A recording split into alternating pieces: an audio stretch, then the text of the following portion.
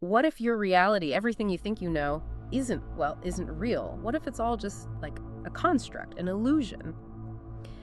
Today, we're doing a deep dive into something pretty unsettling, the Pleroma suppression conspiracy theory. This is the idea that maybe, just maybe, humanity is trapped, stuck in a kind of cosmic prison. Yeah. And that the keys, the knowledge to get out, have been deliberately hidden from us. We're going to unpack that. Yeah, it's a fascinating blend, isn't it? You got these really ancient spiritual ideas meeting very modern anxieties, worries about control, hidden truths. So our mission today in this deep dive is to dig into where this comes from, its philosophical roots, look hard at the claims it makes, and maybe understand why this kind of existential out there idea actually resonates with so many people. We're aiming to pull out the key takeaways from the sources you've gathered, give you a solid handle on this captivating and maybe a bit disturbing theory. Okay, so to really get our heads around this whole Pleroma suppression thing, we need to go back, way back. We need to understand the core concept first. The Pleroma. It's a Greek word, right?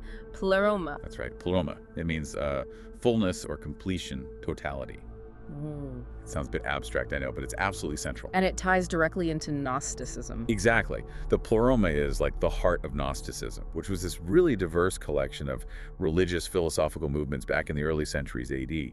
Now, the key difference from, say, Orthodox Christianity was how Gnostics saw salvation. It wasn't just faith, it was gnosis. Gnosis. That's Greek for knowledge. Yeah, but a specific kind. Secret, mystical knowledge about God, humanity, the cosmos, the real deal. It's more like a direct personal knowing, not just believing something someone told you. Okay, and this leads to a kind of dualism, two opposing forces. Pretty much. A fundamental dualism. On one hand, you have the ultimate, the supreme God, sometimes called Bythos, the depth.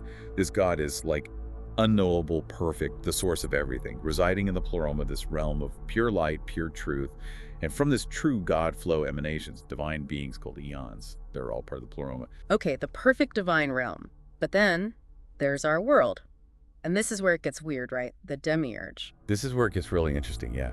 So according to Gnostic myths, one of the lower eons, often called Sophia or wisdom, she messed up. Through an imperfect act or a fall, she kind of accidentally brought about the existence of another entity. The demiurge. The demiurge, often called Yaldabaoth or Saklas, Samael, different names. But the key is he's a lesser god. And he's arrogant. Crucially, he's ignorant. He genuinely thinks he's the top dog, the only god there is. And so he creates our material universe, but it's flawed, kind of in his own flawed image. Wow. Like a cosmic accident with a big ego? Is he intentionally malevolent or just clueless? That's a great point. It varies a bit in the text. Often he's portrayed as ignorant, but that ignorance leads to actions that seem malevolent. Jealousy, maybe. He doesn't want anyone knowing about the true God, the Pleroma above him, so he actively tries to hide it. And he's got help. These lesser entities called archons. Archons, like minions. Sort of like cosmic bureaucrats or jailers. They rule over the planetary spheres which the Gnostics saw as barriers, part of the cosmic prison.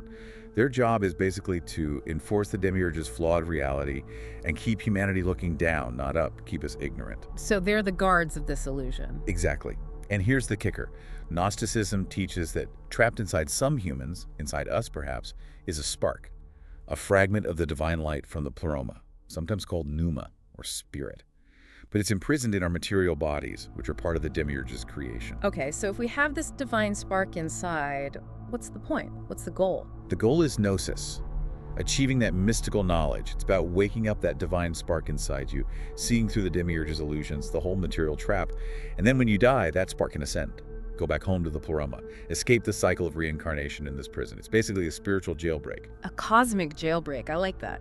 And, it's worth mentioning, while Gnosticism really crystallizes this, you see similar ideas elsewhere. Concepts like the Absolute or Ein Sof in Kabbalah, Brahman in Hinduism. This idea of an ultimate transcendent reality beyond the everyday, it pops up a lot, suggests maybe a universal human intuition, a search for something more. Okay, so that's the ancient foundation, deep, complex stuff. How does this ancient cosmology turn into a modern conspiracy theory? Right. The Pleroma suppression theory basically takes these old Gnostic ideas and gives them a modern spin, updates them. It feeds on very contemporary anxieties about control, hidden agendas, what's really going on beneath the surface of society. The core idea is those ancient Gnostics. They weren't just philosophers, they were right.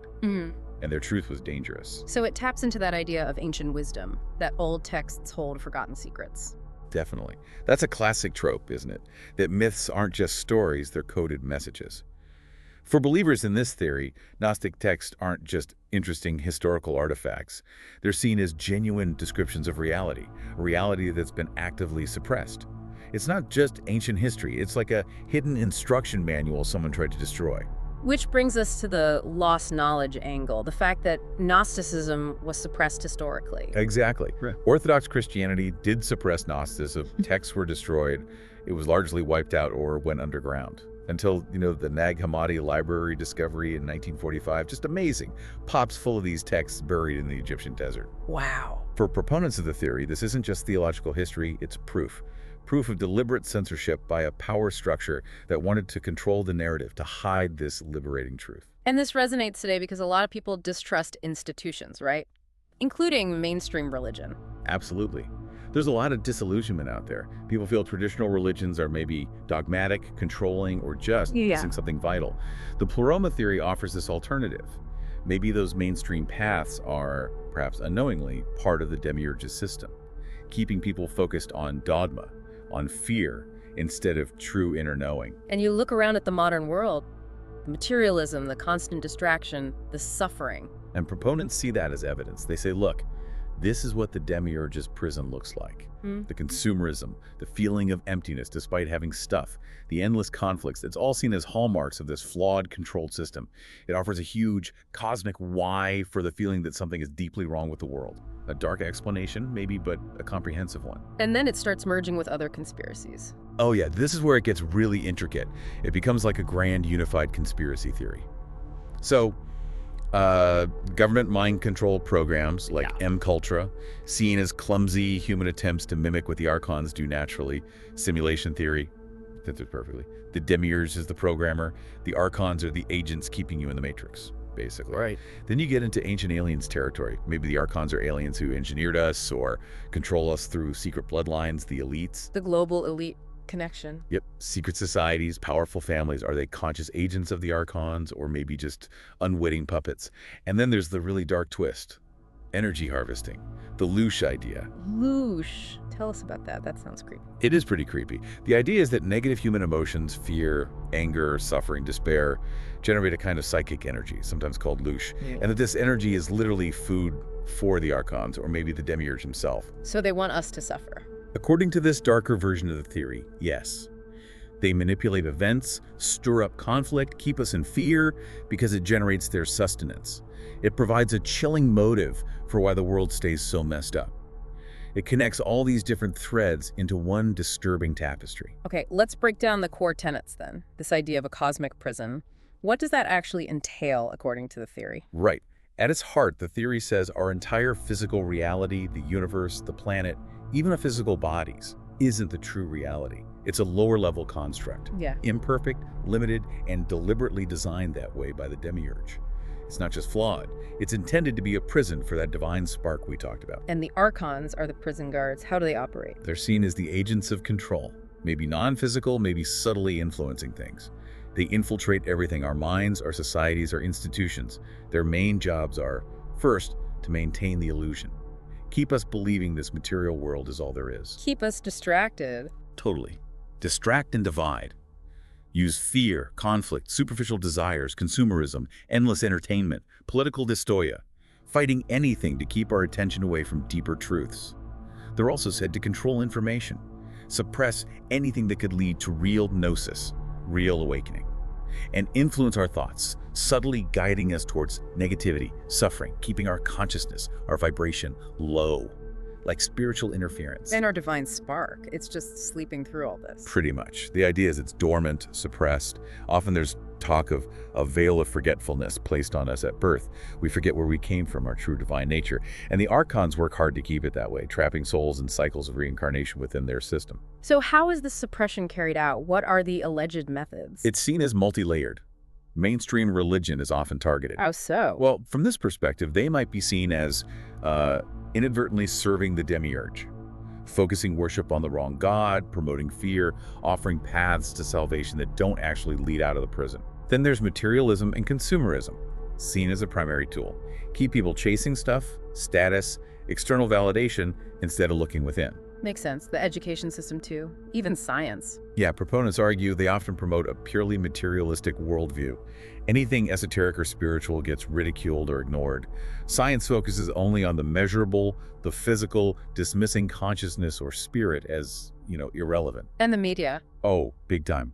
Constant bombardment. News cycles designed to provoke fear and anger. Entertainment designed to numb and distract, all seen as ways to keep consciousness fragmented, shallow, and easily controlled. And the louche harvesting ties into this, keeping us miserable. That's the darker interpretation, yes. That the archons don't just distract us, they actively farm our negative emotions. They orchestrate or manipulate events, wars, disasters, economic hardships, specifically to generate fear, suffering, anger. They're food. And reincarnation, from this view, isn't a chance for growth. It's a soul trap, ensuring a continuous supply of energy. It's a really bleak picture. It really is. But wait, this louche idea, is that actually in the ancient Gnostic texts? Or is that a newer addition? That's a really important distinction. The term louche and the specific focus on energy harvesting as the primary motive, that's largely a modern interpretation popularized by certain writers like Robert Monroe and then woven into the Gnostic framework by contemporary theorists. While ancient Gnosticism certainly depicted archons as obstructive and benefiting from human ignorance, this explicit emotional energy feeding concept isn't really detailed in the Nag Hammadi texts themselves. It's more of a modern overlay. Okay, that's helpful context. And finally, the theory often points fingers at the global elite. Right. There's often a belief that certain powerful groups, secret societies, influential families, maybe even certain government agencies are in on it. They might be seen as conscious agents serving the archons, maybe even archon hybrids themselves. Hybrids. Or sometimes a slightly different angle. Maybe they know the truth, they achieve gnosis, but they're deliberately hoarding it, keeping the masses trapped so they can maintain power or ensure their own escape. Okay, with claims this huge, this pervasive, what do people who believe this actually point to as evidence? What's the proof? Well, the proof isn't usually empirical data in the scientific sense. It's more about interpreting patterns, personal experiences, and ancient texts through this specific lens. So what's Exhibit A? Often, it's the very existence of the Gnostic texts themselves, especially the Nag Hammadi find. The fact that these detailed accounts of the demiurge, archons Pleroma, existed and were clearly suppressed for centuries. For believers, that's huge. It points to a deliberate cover-up of forbidden knowledge. Okay, the suppression itself is evidence. What else? The nature of the world itself, the sheer amount of suffering, injustice, conflict, environmental destruction. Proponents argue this isn't just random chance or simple human failing. It's evidence of a flawed design, a sign that the creator wasn't perfect, maybe wasn't even benevolent. It points towards a demiurge. And that feeling some people have, that something's missing, that sense of alienation. Exactly, that deep feeling of spiritual emptiness or disconnection, even when life is materially okay. That's interpreted as the divine spark inside, remembering the Pleroma, yearning to go home. It's the soul knowing this isn't its true reality. And modern life, the constant noise, the distractions, seen as direct evidence of archonic interference. Why else would society be so saturated with superficial entertainment, endless news cycles, rampant consumerism? It's viewed as a deliberate strategy to keep consciousness scattered, focused outward, preventing people from looking within and waking up, like constant static drowning out the signal. The cycles of war and suffering feeding the louche energy. Yes, the persistence of these negative patterns is seen as proof that something is benefiting from them, maintaining them. The archons, in this view. What about false light? People getting tricked on their spiritual path? That's part of it too. The idea that some seemingly positive spiritual movements or gurus might actually be traps, set up by the archons to divert sincere seekers, offer feel-good platitudes, but ultimately keep them within the system, maybe worshiping the demiurge in disguise. And personal experiences, synchronicity. Absolutely. Those moments of profound synchronicity, intuitive insights, maybe experiences during meditation or altered states. Proponents see these as genuine glimpses beyond the veil, moments where the Pleroma breaks through, confirming the archonic illusion and the reality of a higher state. So you see, the evidence is woven from historical interpretation, philosophical arguments, social critique, and very personal subjective experiences. It builds a narrative. Right, it's a different kind of evidence gathering. So how does mainstream academia, history, religious studies, how do they view all this? They don't see a literal conspiracy, presumably. No, generally not. Mainstream scholarship sees Gnosticism primarily as a historical, religious, and philosophical phenomenon. Its suppression by Orthodox Christianity is viewed as, yes, a power struggle, but one rooted in theological disputes, different interpretations of Scripture, and the process of consolidating early Christian doctrine and authority, not a cosmic cover-up of literal archons. And the figures like the demiurge and archons. They're almost always interpreted allegorically or symbolically in academia. They might represent psychological forces, the ego, ignorance, fear, or maybe societal structures that oppress, or even just the inherent limitations and suffering found within the material world itself. The prison is seen as a metaphor for ignorance, materialism, attachment things that bind the spirit, not a literal cage built by a lesser god. So the theory fulfills certain needs, explains things people struggle with. Definitely. Psychologically and philosophically, it offers a powerful framework. It provides a grand, overarching explanation for why the world is so often painful and unjust. It can empower individuals who feel alienated or powerless, giving them a sense of hidden knowledge. And it tackles those huge existential questions about suffering and meaning. It kind of lets the ultimate true God off the hook for the mess down here. What about criticisms that maybe modern theorists are twisting the ancient ideas? That's a common critique. That modern proponents often take these complex, ancient, often metaphorical, Gnostic concepts and literalize them. They might strip away the nuance, the historical context, and mash them together with modern anxieties or other conspiracy theories like, as we discussed, the loosh harvesting idea, which isn't really classical Gnosticism. And then the lack of empirical proof. That's the big one for skeptics, obviously. There's no objective, verifiable evidence for a literal demiurge, literal archons manipulating world events, or measurable loosh energy or divine sparks. The claims rely heavily on interpreting ancient texts in a specific way, subjective feelings, and connecting dots based on a pre-existing belief in hidden forces. And maybe a bias against, well, everything established. Yeah, that often plays a role too, Yeah. The theory tends to resonate strongly with people who already have a deep distrust of established institutions, government, science, media, organized religion. So there could be a confirmation bias. Everything these institutions do or say can be interpreted through the lens of the conspiracy as further proof of suppression or deception. Okay, so lots of skepticism from the mainstream.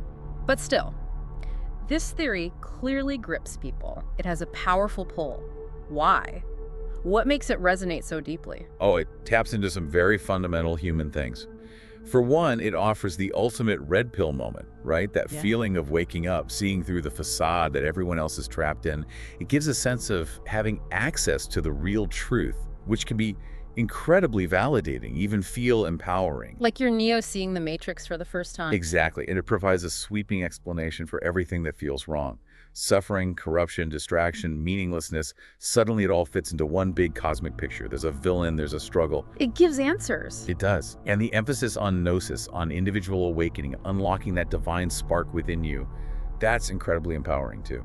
It says liberation isn't dependent on priests or institutions, it's within your own grasp. So it appeals to people looking for spirituality outside the mainstream. Strongly. People who are dissatisfied with traditional religion, who feel like something is missing, might find this narrative of hidden truth and cosmic struggle very appealing. It feels more radical, more profound, maybe even more dangerous, which can be attractive. And in a world that can sometimes feel random and meaningless, especially if traditional beliefs have faded, this offers a huge cosmic drama, a purpose. Your life becomes part of an epic struggle for liberation. And the connection to things like simulation theory helps, makes it feel more current. I think so, yeah. The idea that our reality might not be the base reality is much more mainstream now, thanks to science fiction, philosophers like Bostrom, even tech billionaires talking about it. So the Gnostic idea of a false world created by a lesser entity doesn't sound quite as outlandish to modern ears as it might have centuries ago. It gives this ancient theory a kind of modern, almost sci-fi credibility for some. So wrapping this all up, what does this mean for you listening right now? Well, we've journeyed through the core of the Pleroma suppression theory, this idea that humanity's trapped, spiritually speaking, in a flawed world. A world crafted by a lesser god, the demiurge, and policed by his archons. And the knowledge of our true origin, our divine spark connected to the Pleroma, the realm of fullness, is deliberately hidden. That's the conspiracy narrative. We've also touched on how mainstream academia views Gnosticism more as a historical movement using powerful metaphors for the human condition, and why skepticism exists due to the lack of empirical proof for the literal conspiracy. Yeah, it's quite a journey. But the theory's power is undeniable, isn't it? Its ability to resonate with that deep human yearning for truth. for meaning, that suspicion that maybe things aren't quite what they seem, that maybe powerful forces are at play behind the scenes. So here's something to mull over. As you go about your day experiencing this reality, consider the Pleroma. Is our world truly a prison, a simulation run by cosmic jailers feeding off our negativity? Or will the very fact that we can conceive of such profound conspiracies, that we constantly question reality and yearn for something more, is that the evidence? Is that search itself a reflection of our own innate divine spark, always pushing against boundaries, always seeking ultimate truth, wherever it might lead?